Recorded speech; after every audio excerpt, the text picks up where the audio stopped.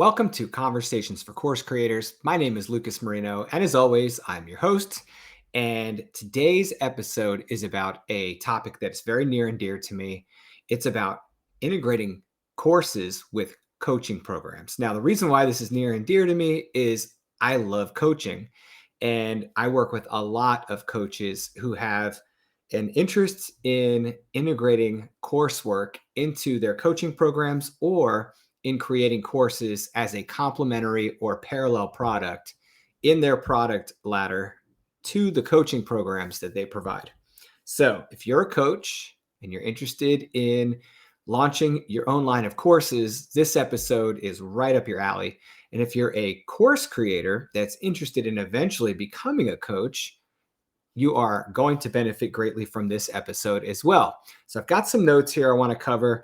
The big thing here is that we want to leverage our courses to build better coaching offers. So we can do this in several different ways. The first way is to deliver a foundation to your clients. So you can use coursework to develop a foundation of knowledge for your clients that are in your coaching program. So this can save you a lot of face time as a coach. You can provide them with this on-demand training while they are not meeting in your sessions. They can complete that coursework. They can take the time to digest that work on a time that and schedule that fits their lifestyle. So it gives the client a lot of flexibility as well. So it's kind of a twofold benefit there for both the coach and the client. The coach doesn't have to spend the valuable time they have coaching that member, providing them with a lot of the foundational material or knowledge in their program. They can do that through the delivery of an online course and course material. Likewise, the client doesn't have to spend their very limited and valuable time that they have to interact with the coach one-on-one going over fundamentals or base knowledge. They can do that on their own time using the on-demand coursework, and they can spend that critical time that they have face-to-face with their coach expanding on those topics and diving into application, which is critical because now you're getting more value for your experience with that coach in a set period of time, not necessarily the meeting, but in that, like, let's say that week, right? So let's say that week, the coach has assigned a course module and maybe some reading and a workbook section that's all embedded in the online course. And so the client would go through that lesson or those modules, that material. They would take the time to think. They would take the time to develop their answers or their feedback to the workbook or lesson questions and answers sections that you've provided them in the course. And then when you meet, you can spend that hour or 2 hours or whatever it is that week working on post coursework implementation, diving deeper into some of those topics and really spending the time getting to know each other and working with each other's personalities and perspectives. And that can be super important for a coach and a client. And you can achieve all of that in that week, but in much less time face to face because the clients had time to work on the coursework. So that's one of the benefits. Another benefit is that the courses can dive deeper than your FaceTime allows in certain topics. So let's say you are a content creator and you've launched a coaching program and you've decided with the one-on-one sessions that you have with your clients, you want to provide them with the foundational work that I just mentioned you could put in the course. You can actually do the opposite as well. You can spend the time with them one-on-one doing that foundational work and then use the course to actually go to the next level, right? So if the first example didn't kind of fit your program where you have the client learn the fundamentals and then you expand on those in your one-on-one sessions, then you can do the opposite. You can spend time with the client working on the fundamentals, the foundational information, talking through that, preparing them, and then turn them loose on a lesson in your course that dives even further in. Now, one of the benefits of this second approach is that by diving further in the course content and not necessarily in the one-on-one, you can provide a great amount of written and visual content that helps that person retain and memorize and kind of digest that additional layer of information. And so your FaceTime would be more about preparing them and establishing that foundational structure and understanding of the fundamentals, because we all know that the fundamentals are really the thing you need to be focused on. And then you provide the coursework to take it to that next level, to really dive into deeper detail, be more comprehensive, expand on many of the ideas you've already shared with them and embedded in those fundamental conversations, and gives you the ability to provide them with extra information in that setting as well, where they can say, oh, well, if you like that, you can also consider these aspects, or here's a few ways you can implement that. And you could do all of that in the coursework, right? Gives them some time to think, provide them with additional resources to research, just taking it to that next step. So those are two different approaches where the fundamentals and the expansion on those fundamentals is managed through face-to-face interaction with a coach and client, or in the course setting. So a little bit for you to consider there. Now, another thing that I love is that you can use coursework and lessons and references and downloadable PDFs and video content and all this other stuff that you've created that you can roll into a course. You can use all of this to increase the value of a coaching program.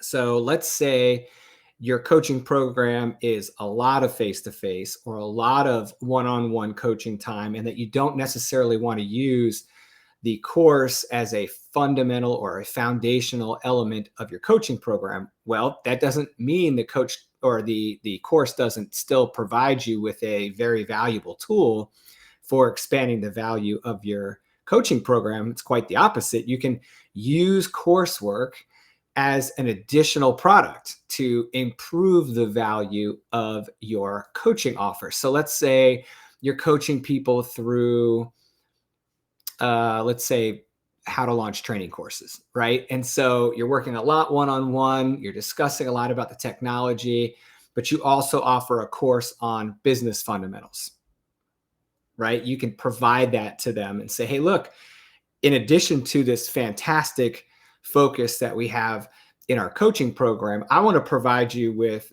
this excellent additional value in a business fundamentals course that we've assembled. And so the client may perceive that as an add-on or something in addition to the baseline content that they expected to experience in your coaching program. That's pretty cool, right? Because you're providing them what is understood to be additional value. So that helps you in several ways. One, it helps you with improving the client's perception of their experience with you, right? You provide more than the minimums. It also helps the client be exposed to you in new ways, because you can use some of that content of those additional modules or lessons or whatever that you put in that course. You can use some of that as marketing material. So you can say, in addition to our coaching program, we also offer these really critical fundamental of business lessons to help our clients get over the hump and accelerate their results. And this separates us from other people that focus solely on coaching course development, right? So it's just an example of ways you can do that. And whether it actually changes the value of the program or not as a deliverable to a client, it may just change their perception of you. And that is very important, because oftentimes perceived value precedes experienced value, right? So they may perceive that you are a more valuable offer than a competitor, and that could be a point toward you when it comes to selecting you as a coach. And then once they get in the program and they experience the value, it just affirms their perception of your program and solidifies that. And it gives them ammunition to recommend you to friends, family, other people that they've worked with that are interested in like programs. So as you can see, there's a lot of very natural benefits to combining coursework with a coaching program. So how do you manage this in your product ladder? We want to make sure that if you're a coach and you're offering courses as a supplement or complementary or additional product to your coaching program, that you don't lose sight of the fact that the coaching program is the real thing in focus here with your client. You still want to make sure that you are focusing on delivering the client experience with coaching in a way that is meaningful and more intimate than, say, just an on-demand course would provide. I'm telling you that for a reason. I think some people may misunderstand the value of this relationship between coaching and on-demand content and start to shift the majority of their material to the on-demand platform to try and reduce their own time burden a bit. You have to be very careful with that. I don't want to spend more time with a recording of you than I do with the personal interaction with you if it wasn't broadcast to me that way. So the big lesson here is make sure that you're very transparent about time commitment offline and in person with you. Okay. Maybe I shouldn't use the term offline. Let's say this: the time commitment with the on-demand material and the time commitment with you one-on-one. You want to be very explicit in that amount of exposure to each of those mediums so that clients understand what the total investment in your program includes. So if course is an integral part, of your coaching program, then you want to make sure they understand that you'll meet with them during these time periods for this duration of time, and they're committed to completing this measure of time for on-demand material completion as well. Now, I've been through some coaching programs where it was a mix of on-demand and virtual live interaction one-on-one with a coach, and I thoroughly enjoyed it. I liked the fact that the on-demand material was there because it gave me something to continuously reference. So I would be able to go back and watch that video again of my coach explaining something to me, working me back through my templates, working me back through my workbook material that was basically helping me convert the course material into an actual thing in my business. And then when I met with the coach, we would go over those results and she would help me refine them. She had reviewed them prior to our meeting, and we were able to then take action during our valuable one-on-one time, which was roughly an hour and a half every session we met, and we met once a week for a period of about 10 weeks. So I had to make sure I did all my on-demand work and the workbook material and provided it to her in time for her to review it, think about it, jot down her own feedback, and then we meet. As a client, if I had, and I did do this a few times, bad student, right? Let life get busy, rush to get the coursework done the night before I was supposed to meet with my coach, then turn in the material. She wakes up to the PDF. She's got an hour to prepare. Wasn't very fair to her as a coach.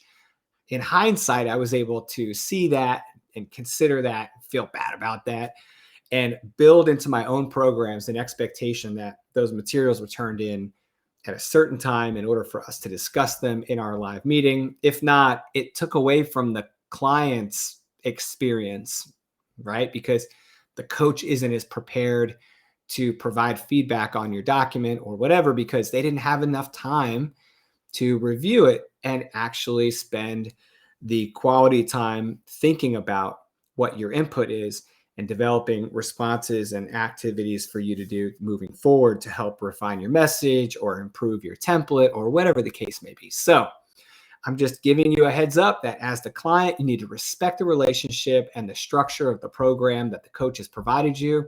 And as the coach, you need to be very explicit about what you expect and need from them in relation to the completion of the on-demand and offline, outside of your live meeting workload, so that the client is better informed and can help serve themselves through proper completion of the program as you've designed it. So, last note here from a course creation perspective, you have to make sure you design the appropriate amount of material into each week's content. You don't want to overburden them, but you also don't want to be too brief in your weekly course assignments if they're integrated into your coaching program. You also want to make sure that you time it appropriately with events. So if you have events or milestones in your coaching program, that those on-demand course segments or live course segments, either one, are completed in a realistic and logical path for learning to support those milestones in your coaching program. So for example, I was in a sales coaching program, and my coach needed to move me through certain segments of sales. By the 1 month mark, I had to have a certain amount done and achieved in order for us to progress into the second month. So I had to meet those milestones. So she had to make sure that she presented the appropriate amount and duration of material, and that we met enough times before we could move into that next phase of my program. And so by her designing the program the way she did, it made that feasible. And as the client, I was able to work through that and realistically meet the goals of the first tier or phase of training, first tier or phase of coaching. And we could, in lockstep, be ready to move into the next phase of the program. So we don't want to overwhelm them up front and then, not provide much training later and create this false sense of overload in the beginning to make things intentionally difficult, or to try and get as much crammed into that first month as possible. Like, none of that. You want to make sure that it's a logical progression, a fair distribution of on-demand work, and that we are meeting targeted milestones in the coaching program, all supported by the on-demand material. This may sound like a no-duh moment, but realistically, one of the worst things you can do is provide on-demand assignments that seemingly don't have a solid connection to what you're talking about in your sessions, or don't seem to logically flow, or seem to be the preponderance of the investment of time and energy in the beginning of the program with little return on the actual one-on-one sessions with this same material that you've been covering on your time. Because then what happens is your coaching program seems in conflict with itself, because what they're experiencing with you in the live sessions seems to conflict or not be well balanced with what they have to do outside of your live sessions. So very cool topic, very, very valuable application and value for coaching programs. And if you're a coach and you're trying to differentiate a little bit, consider adding course materials as either a fundamental element of your coaching program or as an additional value point for your clients. That's all we've got for today. I appreciate you guys tuning in. I'll see you in the next episode.